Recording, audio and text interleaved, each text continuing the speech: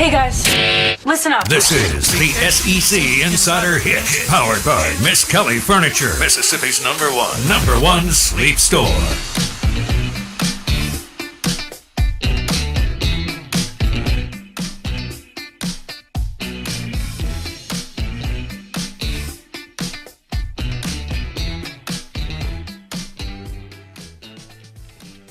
And Steve Robertson joins us on the Farm Bureau Insurance guest line.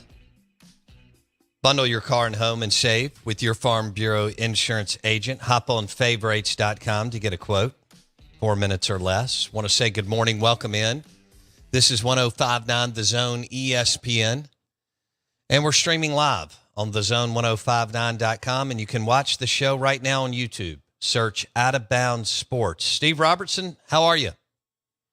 I'm doing great. How are you doing? Doing well. The Boneyard Podcast, genespage.com. Let's start with the, before I go to football, real quick, baseball. Tell our listeners about the Purdue pitcher transfer that Nate Dome and some of the other Mississippi State staff knew and ended up landing this week. Yeah, it's a rather interesting story. As a matter of fact, that his name is Cal Stephen. It's spelled Khal, but it's pronounced Cal. And he's got two brothers that also have KH to begin their names. And dad is a baseball fan and has a big farm up there in Indiana. And ironically, Cal played last summer for Ron Polk, and along with Bryce Chance. And come to find out, there were several guys on the staff, obviously, they're from Indiana. You know, Justin Parker's an Indiana guy. Lamont, of course, coached at Indiana.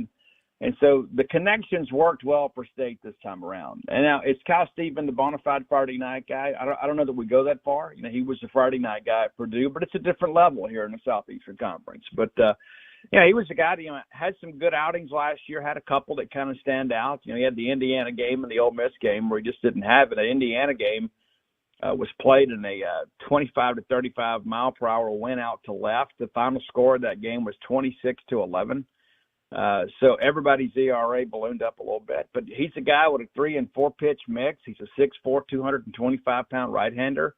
Guy that played Team Indiana baseball with Nate Dome there. And so a lot of connections, and that, as you know, Bo, especially the short time that you had to build these relationships, it's helpful to have some relationships already intact. And State had a bunch of them. And so you get him and you add, Carson Ligon. That's two Power 5 Friday night guys that have not been added to the staff. And if one of those guys wins that Friday night job, then great, but you've got some options now. Of course, Bradley Lofton's a guy that we still expect some really big things from. And, of course, Gerangelo Sanchi. So now you've got, 4, and I wouldn't count Nate Dome out either, even though I think maybe his role was better used on the back end, especially with Aaron Nixon electing to sign a free agent deal. But, the reality of it is that, State's gone out and helped themselves. Did they get Luke Holman? No, they didn't. And I think in some respects, Luke Holman's a bona fide Friday night guy with SEC experience. But I think in some ways, because he was kind of the top guy, I think sometimes people tend to think, oh, well, this is the next Paul Skeens. He absolutely isn't, and it's not fair to expect that of him. But you certainly would have liked to have gotten him instead of having to play against him. All right, Steve Robertson, 247 Sports, Gene's page on the Farm Bureau Insurance guest line. So they did land some what looks like pretty good players. They did miss out on Holman, but you're right on the Miami and Purdue guy. These guys are pretty proven. All right, what about – here's what I keep hearing from baseball guys is that Holcomb could be a guy that could compete for the weekend, and that he's got pro stuff, MLB stuff, and he may be as talented as anybody else on the roster. What do you think? Well, I think that's always a possibility, and he's a guy that came here highly heralded. He was a guy that was one of the top junior college pitchers in the country, and had to turn down some money to come to college. And for one reason or another, he and Scott Foxhall just didn't work. What he was asking him to do was just not something he was comfortable. And I think things are going to be a lot different this year with him. But as far as a raw talent standpoint, Colby Holcomb is one of the more talented guys on the roster. And it's a good point that you mentioned a guy like him, because we're not having to stocked the entire roster. I know you look at those numbers last year, and I think people forget, we used 17 pitchers last year, and 13 of them were first-year Bulldogs. Many of those guys true freshmen. So whoever the new pitching coach is going to be was going to see some improvement because you've got a year of experience under your belt. But now Justin Parker's kind of got to fine-tune what you have. And when I spoke to him here a couple of weeks ago, he was really excited about, what he had seen so far and felt like, hey, just a tweak here and a tweak there. There's some guys doing some things mechanically that kind of fighting against themselves that you can, kind of streamline that delivery a little bit and have them use the slope of the mound to kind of get downhill. And so I'm eager to see how things look this fall, but it's not just about who you bring in, it's about who you coach up, and that's really where State is right now. Okay, Steve Robertson on the Out of Bounds Show. Let's move to football. What's the glaring weakness on the team? Is it the secondary or is it somewhere else? Well, there's a couple things I'm looking at. Okay, number one, offensive line-wise, you've got some talent there, but how quickly can they get up to speed with all the motion and the shifts and things like that? I mean, how many pre-snap penalties you're going to have? Where, in the air raid, you ran the football some, but by and large, you're kind of getting back in your pass set. So I think that's kind of a work in progress, and that's something we'll watch this fall. But, I think safety is the big issue. I mean, it's like you look at this and you feel like, hey, you've got the talent at corner. You think the Camryon Richardson's going to be the next guy. Will he be Emmanuel Forbes? No, he won't. But is he an NFL guy? We certainly think so. And you got to settle that spot opposite him. But you've got, a handful of guys have transferred in here. You got, Kamari Rogers transfers in from Miami and Radar Jones in from LSU. And while they haven't played a ton, they are, Power 5 signees. And so you feel good about that. Not to mention the young guys that you brought in, that they're excited about it. Darcel McBath, if there's anybody on this staff that's earned, some currency, it's probably him. Back-to-back years, he's putting guys in the pros that, that I don't know that a lot of people expected to have the college careers they did. I mean, we knew Emmanuel Forbes was really good. Did we think he was a top 15 pick 4 years ago? No, we didn't. And that's a credit to him and to his coaches. But, I think the safety thing is what you got to settle. And you hit the portal hard and brought some guys in. It didn't shake itself out in the spring. It's got to here in the fall. And I think that's one of the reasons you move Marcus Banks to Bulldog safety. Number one, you got to get him on the field and get him more reps. But also, too, I think that eliminates one position battle when you've got a guy that's got corner coverage ability, but a guy that's got the foot speed to cover the middle of the field. I think that's a really good move. And Sean Preston's a guy that's a veteran and he'll certainly be in the two deep rotation, but they've got to figure out who their frontline safeties are. Probably the biggest area of concern heading into practice on Friday. What about? Let's go back to Radar Jones. Highly sought after out of high school, signs with LSU. And, I mean, was there any buzz about him in the spring? What the expectations were, a lot of people thought he should have been ranked in the top 5. I think he ended up at about 14 or 16 on the 247 site, and that was kind of a head-scratcher for some people. It didn't work out at LSU. Do you think this guy is a legit Power 5 SEC player, or it's a wait and see, Steve? Well, he's a legit Power 5 SEC athlete. Is he a Power 5 SEC corner? That remains to be seen. And he did not participate in the spring. Okay. He had to kind of through some things. And so expectations around him should be measured. He didn't play last year, and he didn't go through spring, so he's going to be rusty. Now, can he make a contribution this year? Absolutely, he can. But to expect him to be, starting at left corner, probably not expecting anything like that. I think there's some guys that are ahead of him. And to be fair to him, to expect him to come right in and be a plug-and-play guy after not playing in a real game for a couple of years, I mean, you're asking an awful lot. But he's a great athlete, and as you mentioned, I mean, he was a guy that helped lead Horn Lake to a state championship. He and N'Kobe, right? Absolutely, and phenomenal athlete. And then that part of the issue too is that's the thing when you rank these guys and you rate them is how are they going to embrace the position change? There's a lot of that too. That a lot of quarterbacks play safety in high school, but he was being asked to play corner, and so it'll be interesting. He had some academic issues down there, and I understand that's all behind him now, and so he's got a fresh start here at Mississippi State. But again, I think expectations around him should be measured. What class? Help me out, because I don't know about the red shirt and all that. Where is he classified, Radar Jones, right now, Steve? Do you know? Yeah, that's a great question. I think he's got 2 years left. I think. Okay.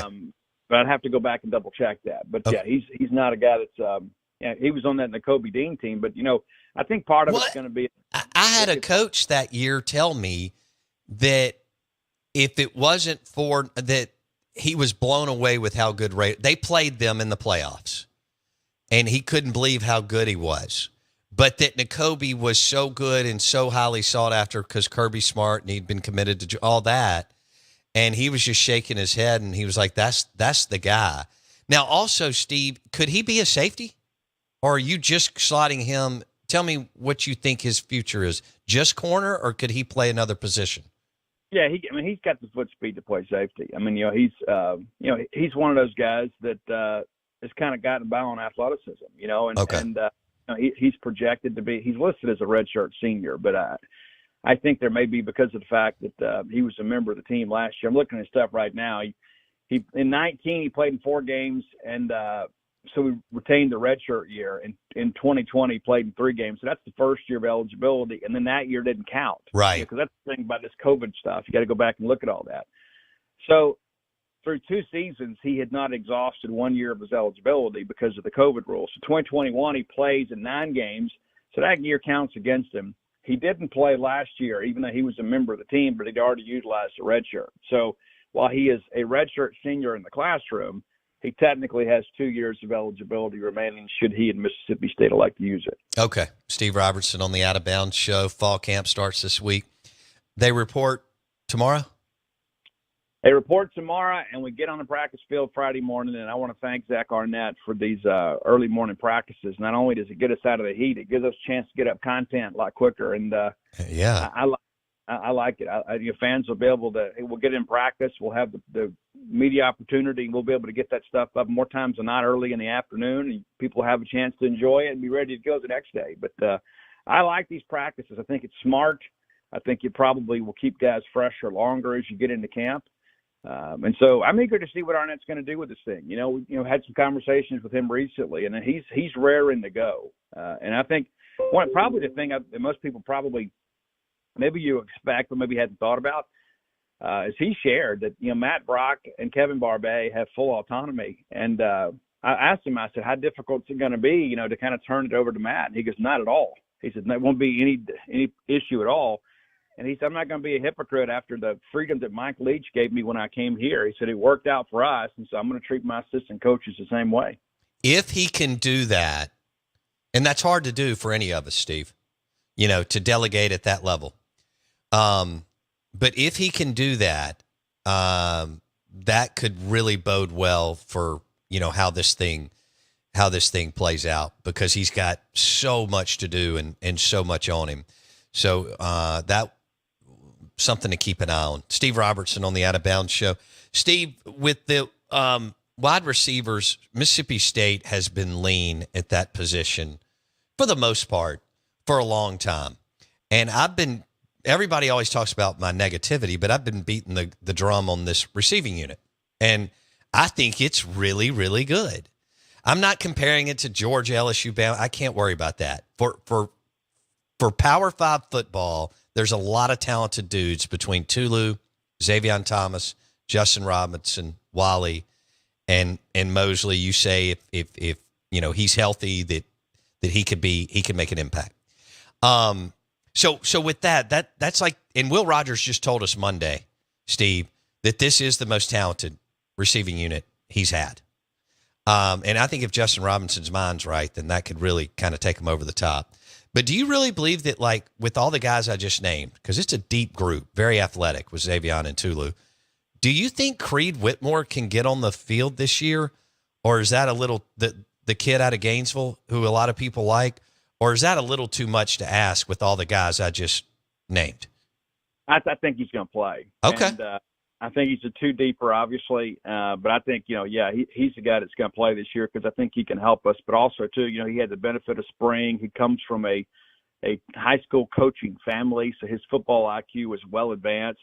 This is a young guy that's going to be able to help Mississippi State in the years to come. And, you're not going to have a lot of 4 and 5 wide sets this year, but he'll be in the rotation and he'll get some play. And the thing, you mentioned Jordan Mosley. I had a Bulldog assistant coach tell me, a few days ago that that's the guy nobody's talking about that people are going to be like, where'd this guy come from? Because he was banged up a lot last year. And they say he is an incredible worker, and he's a guy that's, ready to get out there and show what he can do. But, the thing that I think is interesting, and I talked to J.J. Harrell last week, and he made this comment, I don't think there's anybody that's going to be able to guard Tula Griffin man-to-man. And that's what this scheme is going to lend itself to, whereas we talked about Kirby Smart a couple of years ago saying every time Will Rogers saw man coverage, he burned Georgia. And we should have won the football game, right? I mean, he said every time that he saw that, back in 2020, that Will Rogers exploited him. Well, you're going to see a lot of man coverage this year. And that's why I think a lot of this is going to make Will's job that much easier.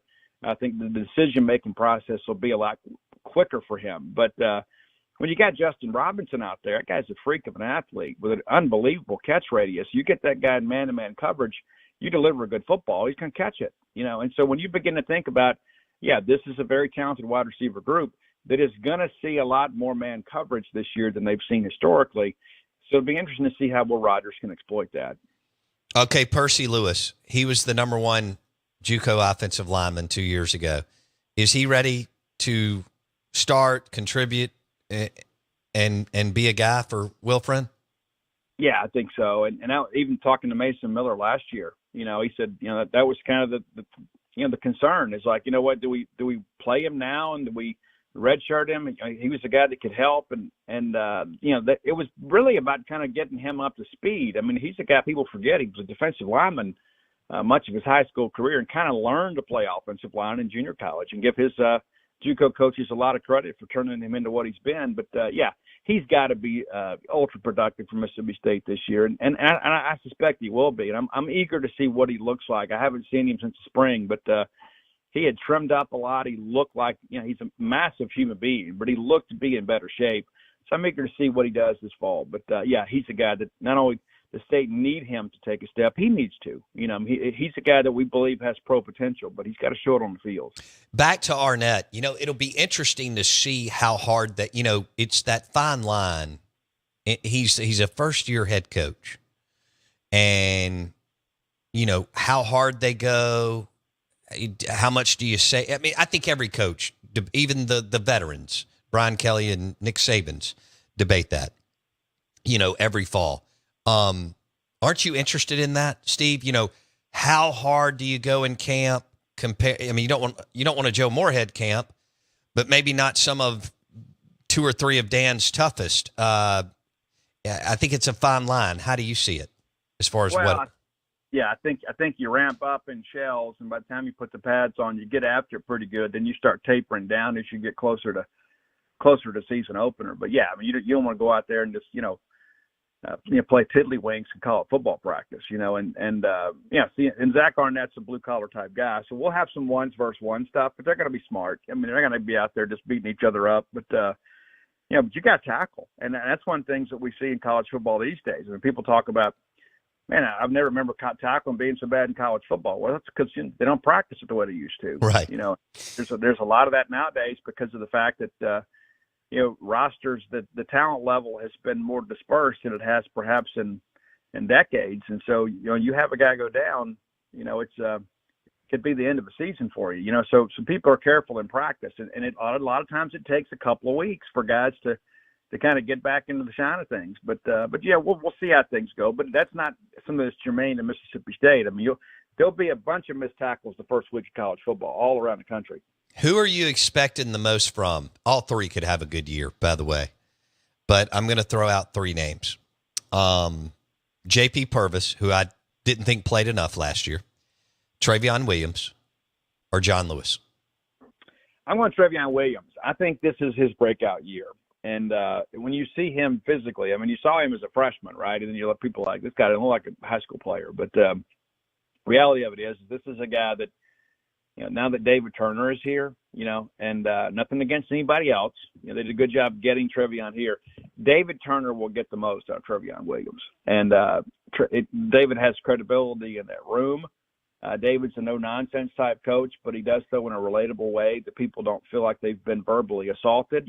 He'll get in somebody's hindquarters, but he does it in a way that helps them rather than demeans them. And so there's a reason that guy has some of the most impressive defensive linemen in the National Football League today. I mean, that's not by accident. And, he's done it under different coaching staffs all around the country. But David Turner's greatest level of success has been right here in Starkville, Mississippi. And spoke with him recently. He's really excited about his group. But, he's the guy, too, that he'll tell you the truth. I mean, this guy needs to step up. This guy needs to step up. But like a Nathan Pickering needs that. That's the kind of guy I think, Steve, that David Turner could maybe, even if it's just a slight tick up, you do that across the board. Then you got, even if he makes Crumity a little bit better.